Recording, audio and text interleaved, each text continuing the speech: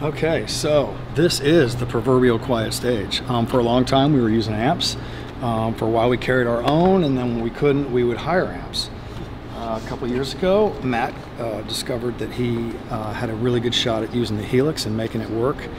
And basically the reason was sometimes you get hire companies that had fantastic amps, and then we had a run where we had 3 or 4 shows over a series of shows that the amps hadn't been well maintained, and you're trying to play in the middle of a show and you got things cutting in and out and speakers rattling, and it made for a very loud stage because we are rock guitar players and we played kind of loud. So anyway, because we're on in-ears, Matt wanted to give the modeling thing a try. So he has a relationship with Line 6, so we started off with Helixes, and him and Mark Pacificar are still using the Helixes. I gravitated towards Quad Cortex, which I love. The Quad does everything I need it to, but it's interesting because during the show up on stage, all you're going to hear on our stage is drums. All our vocals are in our in-ears, and I'll show you the in-ear. If you want to take a look real quick, you can see this is the in-ear rack that we actually fly with us. Got the Midas M32, the stage box for the Midas, and then we've got our wireless units and our packs. So all our vocals are, you know, we do our own mixing on iPads, our own monitor mixes, and it's been spectacular because the Midas just sounds so good. It's so clean. I have like the perfect drum mix in my head, and I've got a mix of all the instruments, and my voice sits on top of it, and it's just great. I do miss amps, I'm not gonna lie.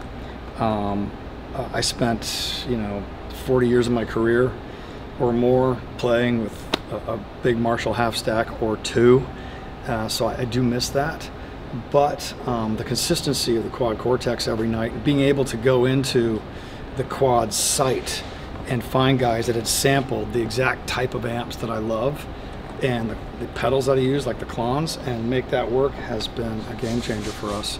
So there's a lot of you know, pushback against that, but you know, a lot of the guys that are pushing back against that aren't doing fly dates, and they're not out here. So I mean, if you have the luxury and you have the ability to carry a rig, or you're doing the kind of gigs where, you know, I mean, you can cope with the higher amp scene, then awesome. Great, good for you. This is what's working for us. Now the other thing is, the other part of this is really big, is that we're a very vocal band, and Matt, once he discovered how much better he was singing with the quiet stage because the amps weren't blowing into his in-ears, and we'll never go back. I personally would love to go back because, again, I love amps, but this is so good, and the pitching between Matt and I and Mark is so much better now, and Ron as well.